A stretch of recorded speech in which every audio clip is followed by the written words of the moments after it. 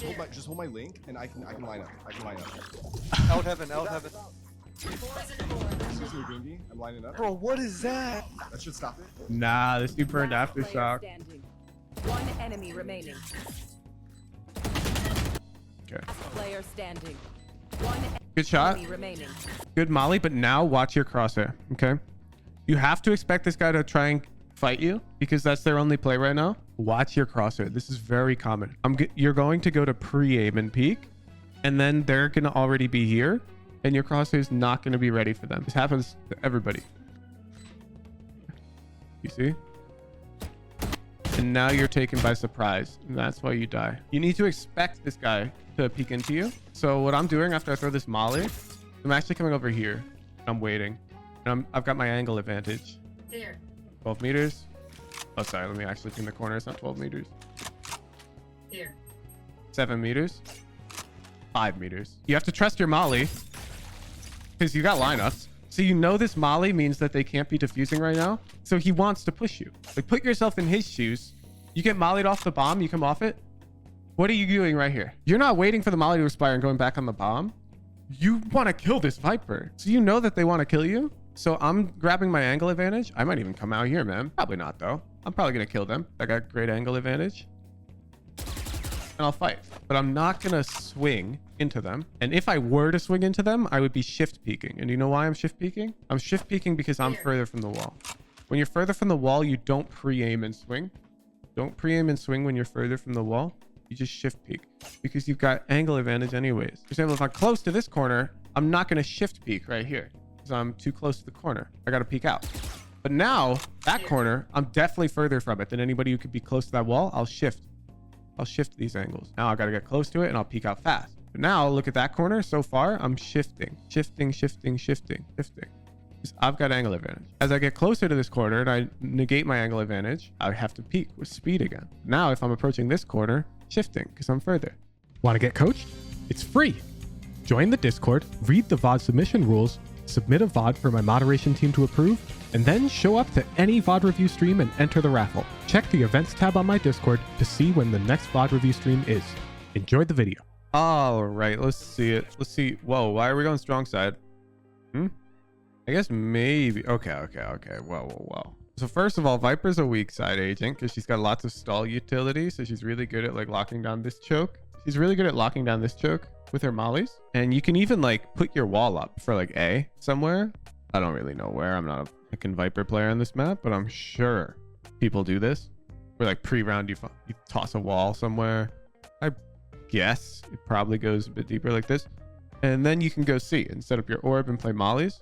Controller's very good at playing weak side because you can sort of help strong side with your utility without being there. So for example, even like omens on this map generally favor playing B defensively, where they can help out either side. Fast rotations. I don't like that we're playing A. Also, your mini map, you have to fix this. I don't care how you fix it. There's multiple ways you can fix it. You can like remove the center feature, or you can zoom it out more.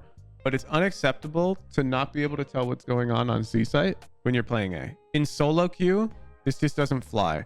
I'm sure you'll see like your favorite pro streamer has a map that looks like this, but I'm afraid that they play by different rules. They're playing in Radiant is different. If you're trying to win consistently in Ascendant 1, you need to be able to see C site without receiving a comm from the team. And I'm gonna boot up Lotus. Thought delay was out of our vocam. Every player is different. You got to keep in mind that coaching is personalized. If you come just listening to what I say and go, I'm going to take exactly that advice into my games, your mileage will vary. I may tell one player they need to play way more aggressive. I may tell another player that they're way too aggressive. Like contradicting advice is because people are different. All right. Look at my mini map, Candle. You see, I can see absolutely everything. Absolutely everything. If they're hitting C, I can see who and how they're hitting it. And then if you say, oh, that's too small, then some people do prefer to do keep player centered off so they can zoom in on the minimap more. And now the minimap is bigger, but I find this disorienting. I find it hard to aim with the minimap. So I prefer to keep player centered on and zoom out a bit more. But just so you know, there is the option. I usually like a 2-1-2 setup because we can rotate to B pretty quickly on this map. Some A. No. This one way is great, okay? But you know what's not great? Why the ever-loving heck did you purchase a ghost to play a 2-meter engagement? What's the point? You're spending an extra 50 credits over a frenzy for a gun that's objectively worse than a frenzy for the way you're choosing to play the round. All A. Careful, I can't trade you from that spot. Alright, at least this is fine for the ghost. No, no trade. No, now you're playing like it's a frenzy again. Oh, they might be going through into Might be B. going B. B. Yeah, it sounds like they're going into B.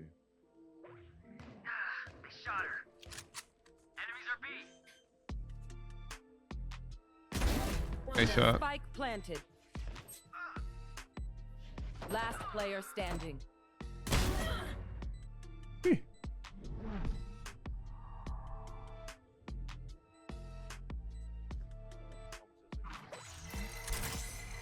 Toxins going up. Look, GG's. Yeah, I don't. Yeah. You really don't have many options here, but when they send little bro out, you kind of just gotta book it out or knife out around. You can't really win this round at this point. It's pretty much unwinnable. Okay, what's going on? Where's our eco stack? I mean, peeking is not bad. Just let me know if you do it, because then I'll absolutely go with you. I think peeking solo, that's a rough spot. But we're fine. I like to peek to get information, but then maybe I don't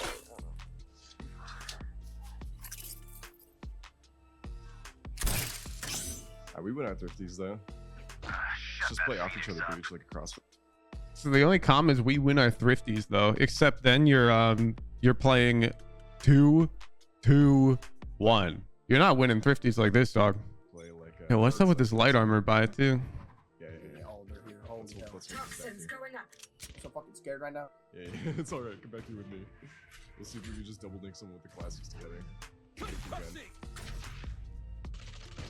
Come on, A. Smoke off heaven. Oh, I whipped. Okay. So you're playing for this guy to peek you here. But again, and this is nearly everybody in chat makes this mistake. You're not thinking about the gun you have and the gun they have enough at all. You're so far from this corner and you're planning on right clicking. You get up close. Get up close. This guy is not going to shift heckin' crouch peek you and shoot you in the shoulder with angle advantage. Okay, they're not going to do that. And if they do, it's fine. You're playing thrifty round. You'll just lose, and that's fine. The problem is you're standing way back here. Your right click is never going to one-shot that guy. Look at that spread. Look at that spread. And now look at this spread. Well, sorry, I didn't reset. Look at that. It's so much tighter. I gotta wait. Heckin' classic right click reset is so long. There we go. Dude, those could both be headshots.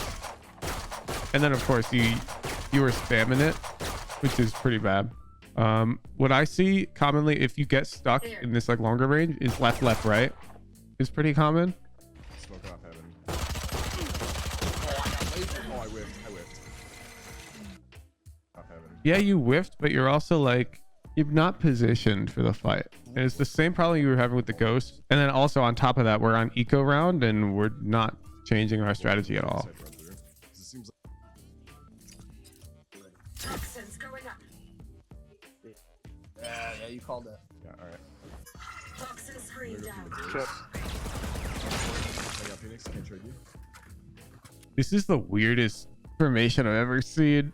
Why the hell is Gecko playing solo C? Toxins Lovely. going up. No wall. Most of it, the prime. I hear a bunch C. Okay. I'm actually curious. So I haven't watched any Pro Lotus VODs for Viper. Follow Viper with Does he actually defend A? Guys, did I go down the smoke? flash. No, he doesn't. He plays weak side. Or just What one? are we doing on A? Like I've never watched Viper Lotus gameplay, and I could like immediately guess that pros are going to be playing weak side because Viper you know, she thrives in controlling space alone. And you're a heckin' Viper one trick, dude. You've been playing Viper since episode 2, Act 2. This has to be your bread and butter. Like Viper, like where's Viper play on Icebox, for example? Let's go to a Viper map, Candle 3. Just generally speaking, of course. Viper can play anywhere on Icebox. Defense, you play Viper putting Orb B and Wall A. But yeah, but where do you position as Viper, generally speaking? Like I know you put the Orb B and you put the Wall A. So does everybody. Then you play under tube for info. Every round? I feel like generally Vipers are playing in this region. I'll play here like pistol to be faster. Otherwise, you play on A site.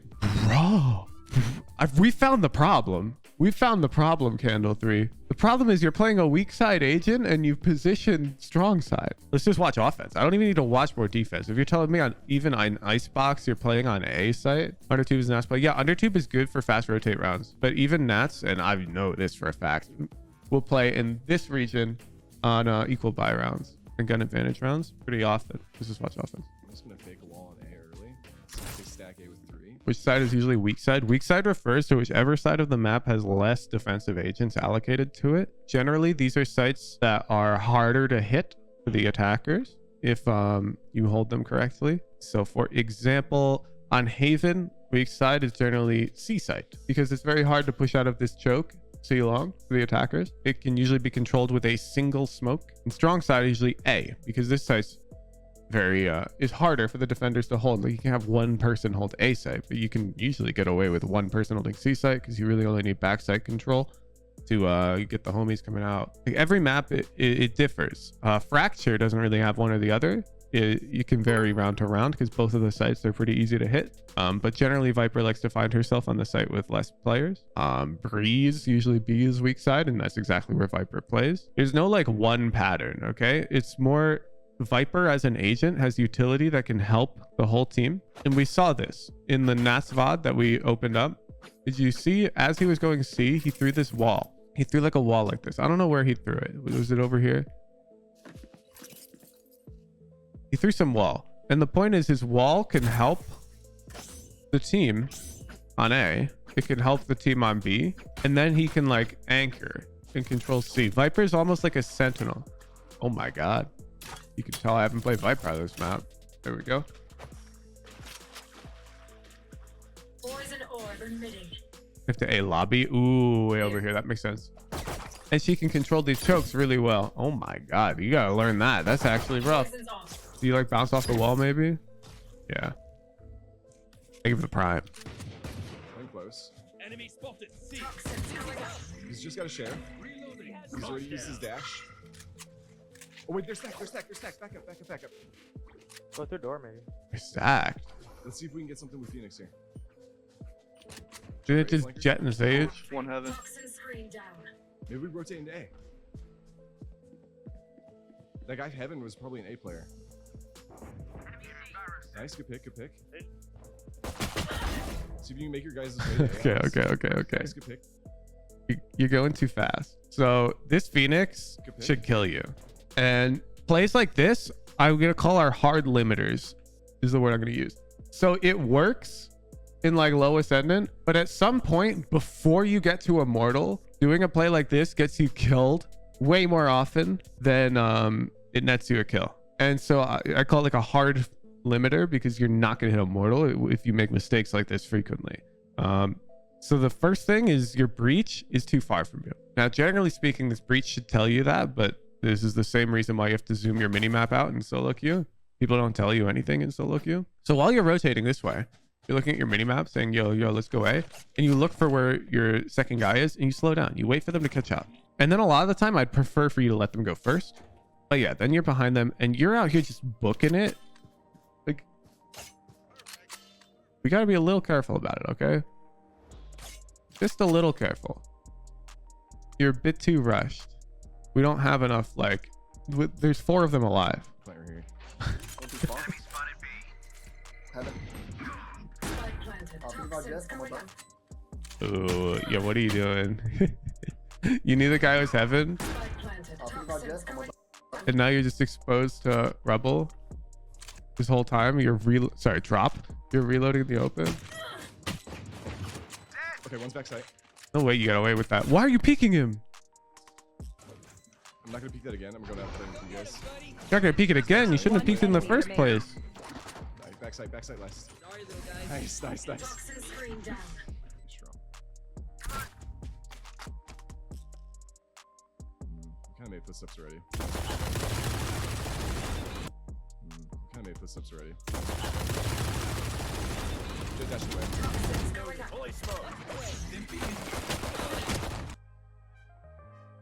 Oh, what? Good dash away. Toxins going up.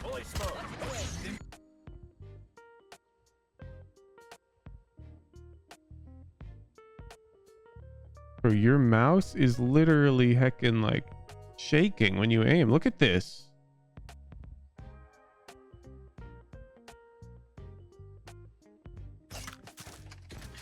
Look,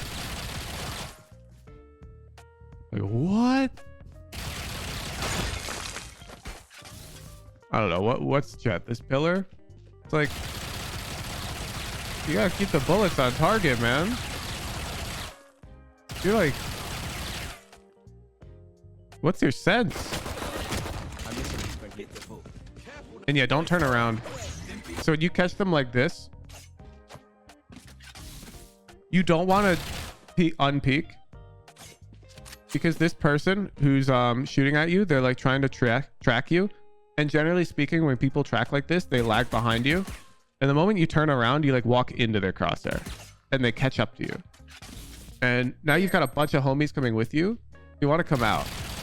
You just want to keep coming out, because your teammates are coming anyways. You want to pull her crosshair as far away from this entrance as possible. Blinded. I got two. Face the wall when you plant, dude. You're throwing away expected value left and right. When you plant, the bomb drops down in the direction you're facing. So if you face the wall at the end, the effective diffusable area is reduced. And it's easier to spam from B main. It's free value. Threw it away. I'm playing for post plant. I'm playing for post plant with my mollies. Toxin screen down.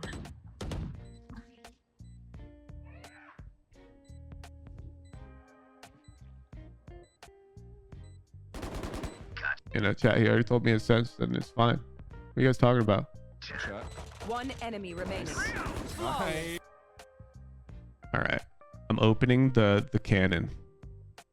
Anyone talks about sense, 5 minutes. I asked their sense. They told me their sense.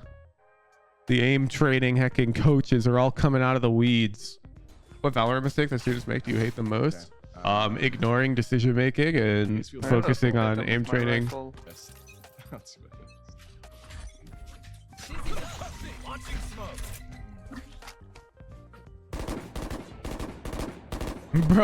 Bro, what are you jump spotting? Your entire team has already peaked all of A lobby. You guys want to take bomb? Toxins going up. Someone's Watch tree. Okay, so let me explain why I'm not doing this. You're on economic disadvantage. You've got cheaper guns than them. Their guns are very expensive. Your guns are pretty cheap. This is bonus round.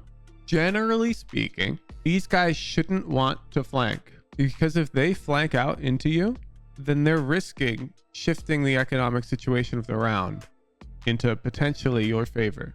That makes sense? Does that mean they'll never flank? Of course not. Of course they'll flank a lot of the time in every elo. However, it's important that you learn to expect your opponents to play correctly, because that's how you play the game. And before the silver players come out here going, that'll never work in silver. Yeah, it does. I'll do just fine in a silver lobby. The odds are just a bit worse, but they're still good. You need to gamble here. You have to pretty much, this is too passive. We have to be playing with the team, and you have to gamble that they won't flank and kill you all. Wasting time here. I'm gonna come. Wall's about to go down. Wall's about to go down. Deco backside. Hey, nice. Deco's backside, 80.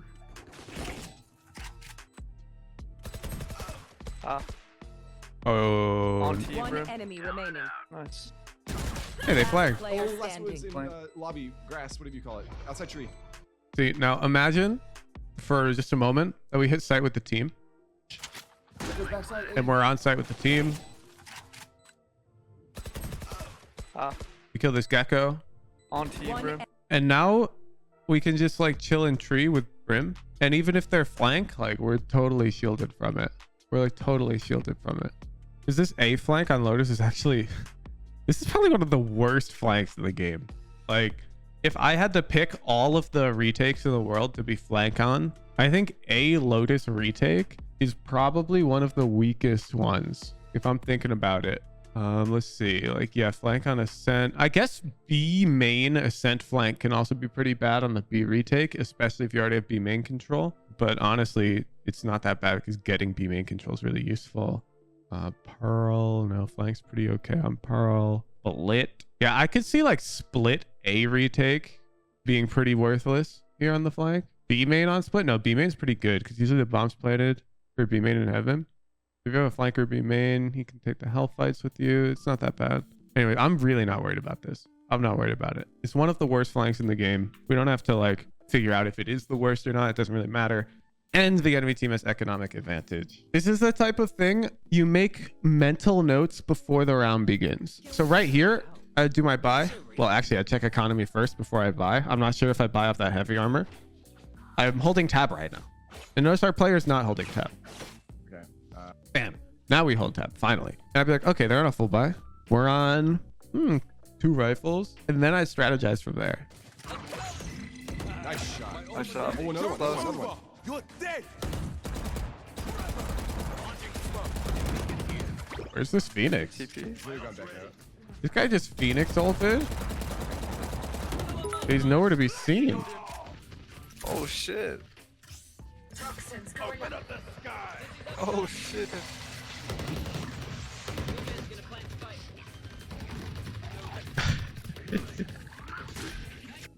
I feel like I hope that after you threw that orb in this game, you booted up a custom and you learned how to throw it. I'm guessing that this is more consistent. Yeah. Like a little right click up top from down here. This is definitely more consistent.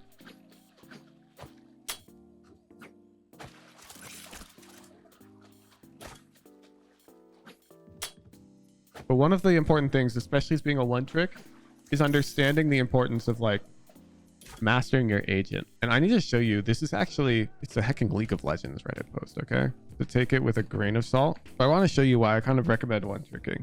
Where is it? Where is it? Wow, I don't even remember what the title was, dude. I'm crying. This guy did like an analysis of I'm just gonna hecking paint diagram and you'll trust my memory, okay? So essentially this dude plotted on the x-axis, the amount of hours people had on their champion, where like the first one is beginner, then you've got like intermediate, expert, and then like one trick. Okay. And then on the y-axis, they plotted win rate. Okay. And this will be 50%. And beginners on their champion, intermediates on their champion, experts, and one tricks. And it was like diminishing returns between experts and one tricks. Like as long as you're within, like if you play 3 different champions, but you play them a ton, then it's like very similar to playing one. So this is like similar to playing one role. Like you play all 4 controllers or whatever. But people who are playing these champions, like their first, 20, 30 games, they're losing way more than they're winning.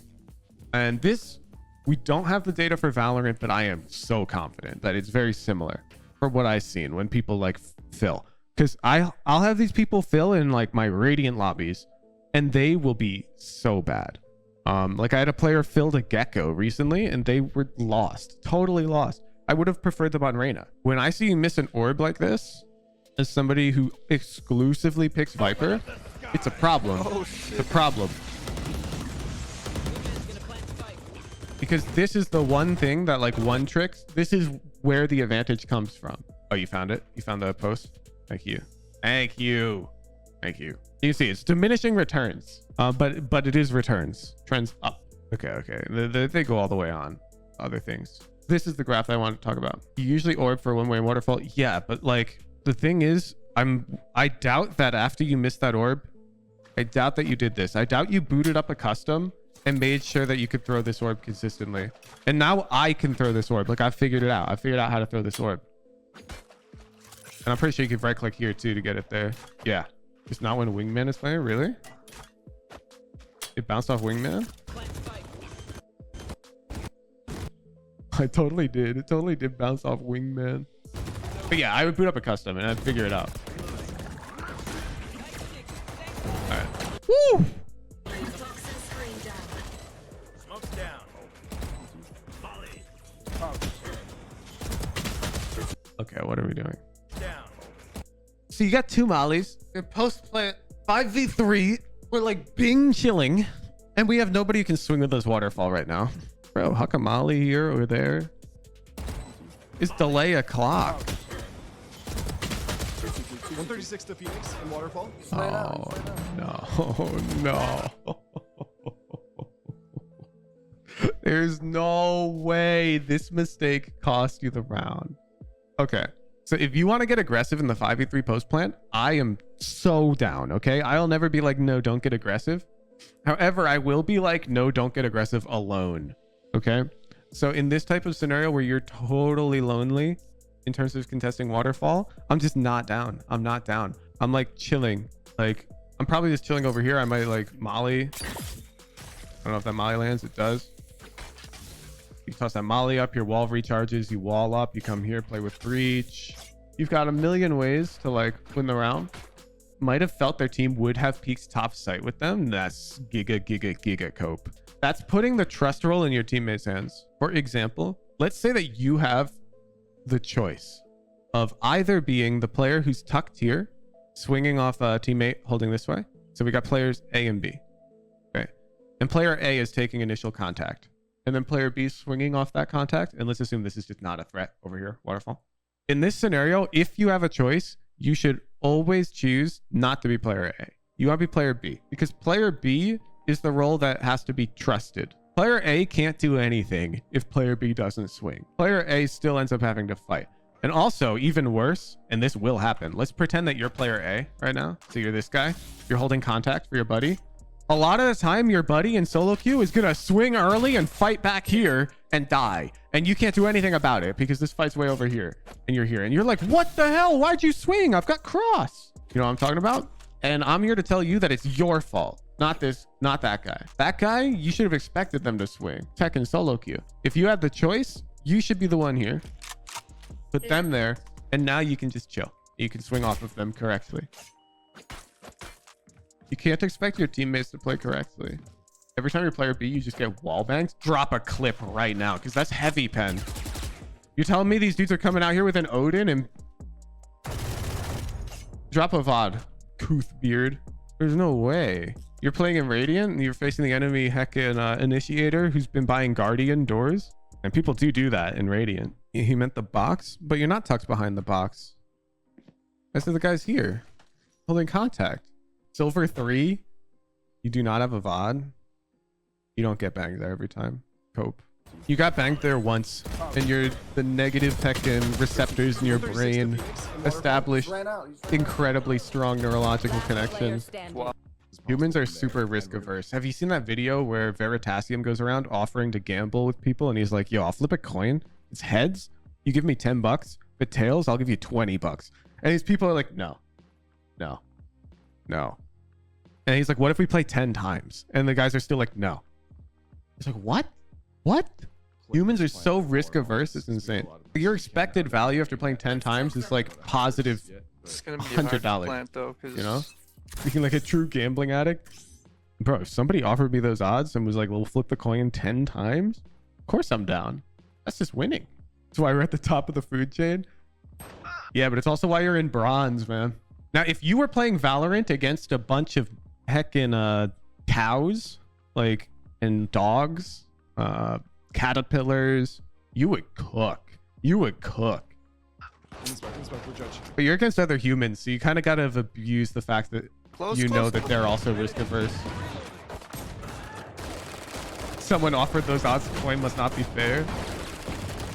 Yeah, it's assumed in this experiment you know the coin's fair, or you can supply the coin and you can flip the coin. Maybe go through there.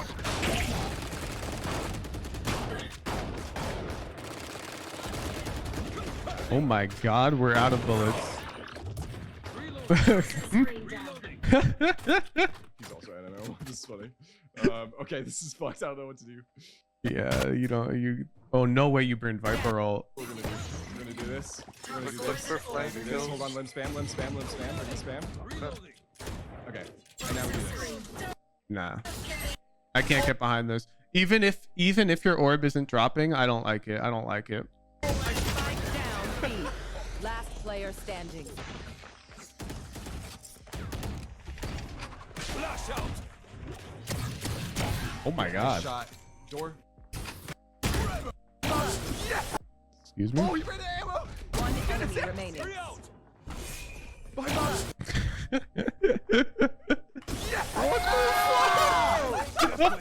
There's no way. There's no way. This guy is Who cares clutching. if we make... Gecko. I don't think they'll pay attention. He might. Launching smoke. Okay, I'm concerned your walls telegraph our play a bit too much. We've got double controller. I really prefer if your wall was like defaulted in this type of scenario. The lower rated players, a default wall means it's something you throw before the round begins and you throw like the same one every time. So let's say arbitrarily you wall like C. I don't know. It doesn't really matter what he's throwing. Okay, but whatever wall it is, it's something you throw before the round begins every round early. And then you can essentially start the round anywhere. They don't know where you're hitting.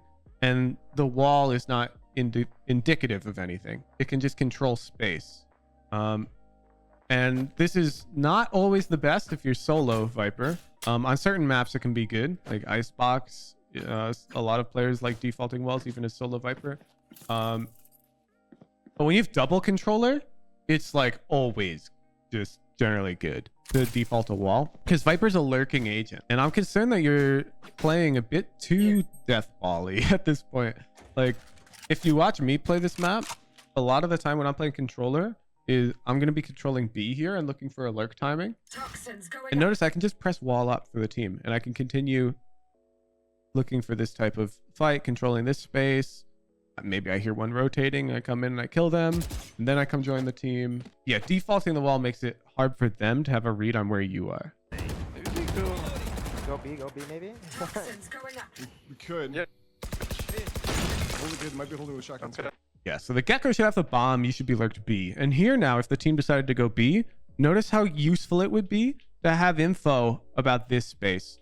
Because now we're in trouble. If the enemy Omen, who's likely to be the player who's contested this, is in B main, and somebody comes through C-Link, it's really hard for us to take the site.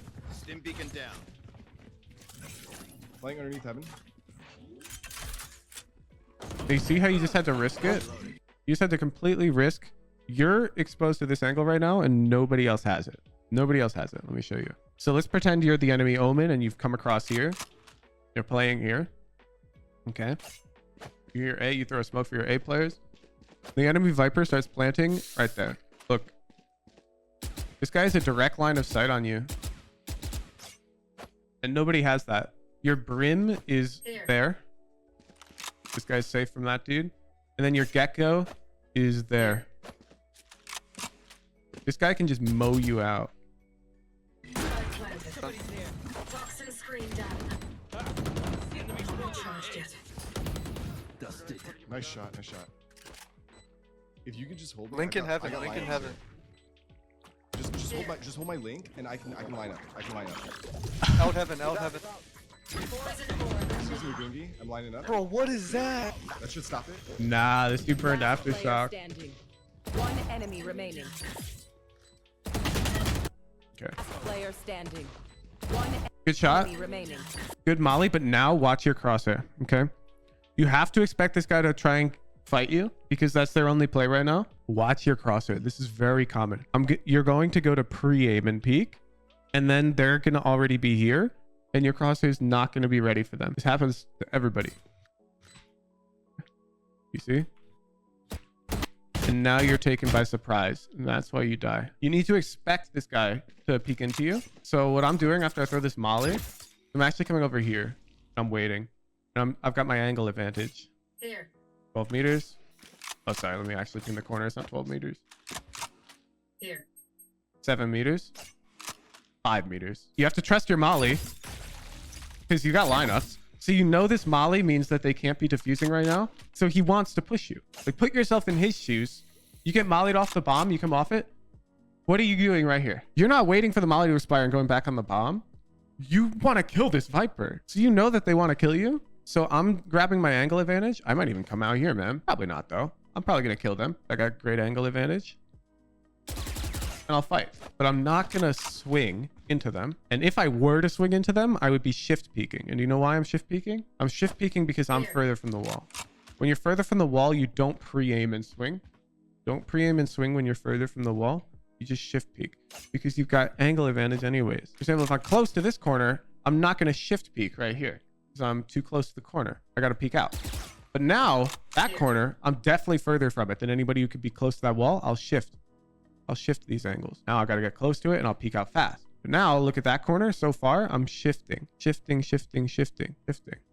I've got angle advantage. As I get closer to this corner and I negate my angle advantage, I have to peek with speed again. Now, if I'm approaching this corner, shifting because I'm further. So in our scenario, even in the event that you do want to swing them after you throw your molly, you should be shifting with your crosshair a little bit far from the corner. Because the only world where shifting is bad is if this guy tapped and he came way back here and he's holding you like this, which is just not a threat in my head. Like, I don't think he's ever playing like that because I'm never playing like that. I'm tapping the bomb and I'm pushing this guy. And that's why you lose the round. That's why you kill the Sage. You see how easily you kill the Sage? Because right here, you're sort of expecting her to peek. Actually, man, you were looking to peek her. You got kind of lucky, actually. One enemy remaining. So that's why we lose this clutch, okay? Angle advantage matter when it's 5 or 7 meters. It's more that you have the luxury now of not needing to pre-aim the wall. Pre-aiming the wall is it's a dangerous thing to do. So like when you do this, it's dangerous. Let's say I pre-aim like this corner over here. I'm basically risking my life to all of these off angles when I pre-aim a wall. When I get to shift walk something, like let's say this angle, there's no danger. Because the moment I see them, I can shoot them. Off angles are not scary. But however, when I'm like here, off angles are terrifying. So close to the wall, I have to peek fast. So when you have to peek fast, it is a disadvantage a lot of the time. It depends. Many times it's not a disadvantage as well. Like, for example, here, if I just want to peek this angle, there's no disadvantage here. The disadvantage comes when I want to peek like the next angle out here because there's like a bunch of off angles. But if you have the luxury of shift peeking because you're further from the corner, you want to take it. Yeah. Just not super common that you get in this scenario. And a lot of the time, of course, I wouldn't even shift peek, to be clear, because there is that weird threat where you could be back against this wall. And I know that they have to push me. Like, they have to push me. So I'm like chilling. Honestly, I might even be hecking around the world. Like, if I'm playing super sweaty, I might be doing this. If I'm really playing to win the round, I'm playing in a high elo lobby. Because they're going to then tap the bomb. They're going to look there, and I'm going to be like, yo, what's up? I'm going to try to take a forward position since I got close range here. I think they're rotating out. So It looks like good. C is empty here. can you plan it for mount? Try to back you up, Viper. If you want to try Here. holding something in here, maybe. Oh, come here. Here. Just hide. Now watch. Yeah, you see you're telling him to hide? This is literally the trust roll thing I was telling you about earlier. Backing up. Nice. We're playing bomb this time. Let's not make mistakes. Playing bomb this time. No. The mistake, Candle Fighter, wasn't that you didn't play bomb on C that round. It was that you aggressed alone. So while you got your breach with you, you guys can go over here. This is fine.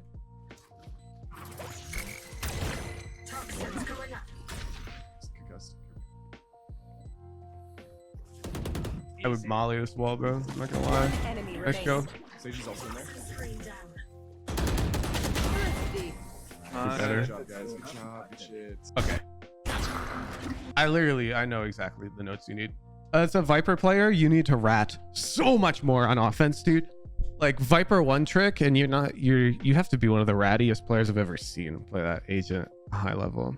Let's write our notes down. You're playing like you're playing Brimstone. Defense, control weak side far more often. Viper is a strong anchor plus lurker. Offense, rat it up. Viper utility can be placed pre-round and put up for the team at any time from anywhere on the map. General, watch Nats. Nats is so good at this, okay? Pay attention to how like sneaky this guy is. This guy's so sneaky, and you're not sneaky at all. You're playing Brimstone, except you're green. You don't want to play green and Brimstone. You want to play Viper. Thank you for the VOD. Good luck on ranking up.